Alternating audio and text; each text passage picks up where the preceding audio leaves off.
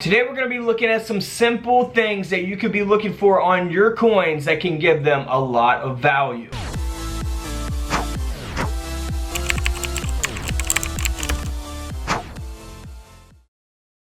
Alright, we're going to start off with a couple older coins. We will get more modern here as we go. This coin is from 1950. It is out of a famous collection, and it's where the Jefferson Nickel design was actually struck onto a Roosevelt dime planchet. And this coin's from 1950, so in 1950 they were producing silver dimes, and that is the case here. This Jefferson Nickel design was struck onto a silver dime planchet. That's why the coin sold for over $2,000. So always check your coins.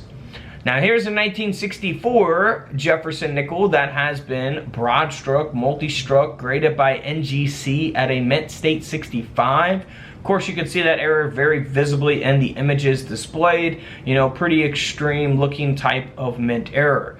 Now this coin here ended up selling for over $335. Moving right along to a 1964 Jefferson Nickel. Now this coin here has a clamshell lamination error, which we can most noticeably see here on the reverse of the coin. So you can look for these laminations on all kinds of different coins, not just nickels. This coin here ended up selling for $53 at auction. You know, it's graded by PCGS at an AU53, ironically, grade, and the price is the same. You know, that's just a coincidence. The coin grading scale goes up to 70. You know, if this coin was at a, a 66 or something, of course it would sell for much more than $50. Here is a 1968 S mint mark Jefferson Nickel that is graded by PCGS at a mint state 65 red. And this is where the Jefferson Nickel was struck onto a penny planchet. So a Lincoln cent planchet, that's why it's got that copper coloration to it. And the coin being in this good a condition gives it value as well, of course. That's why the coin sold for $690. Now we're getting into the really interesting coins here. Now this is something that you can look for over these next few coins. That is very simple. You can, search coin rolls from the bank. You can search your pocket change. These are things that easily can get passed up and that people, everyday people just don't look for.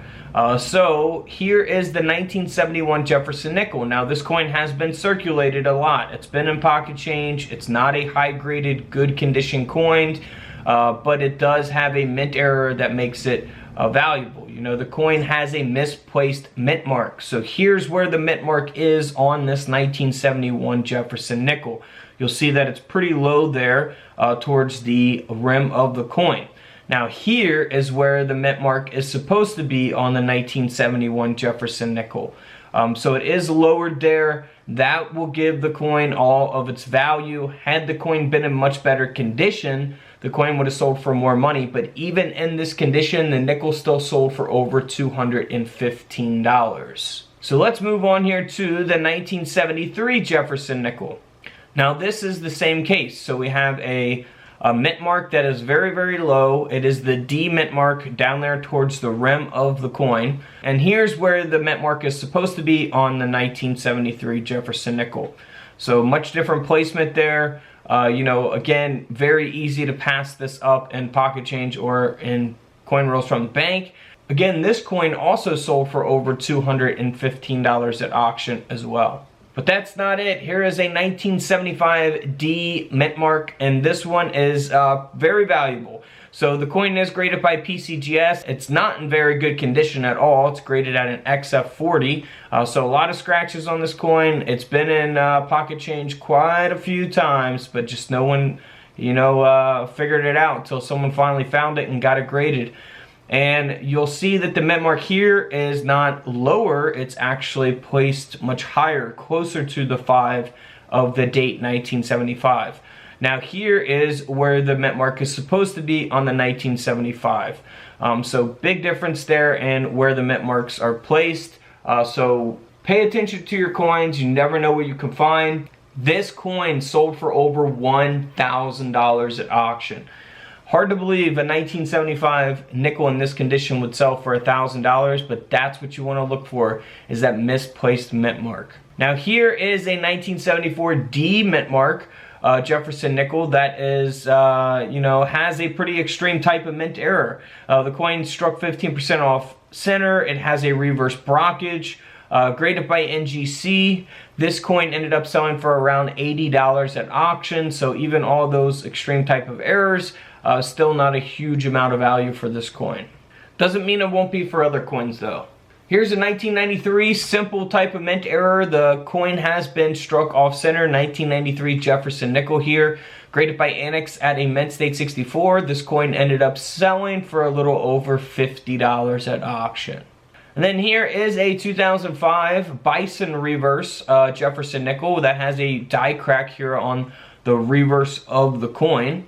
As we zoom in, we can see that there.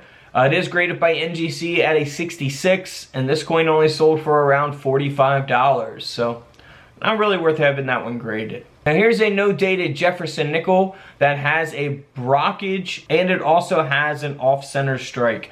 So the coin's been struck off-center, has that brockage. You'll see a mirrored image of the obverse design here on the reverse of the coin, so you will not see that reverse design.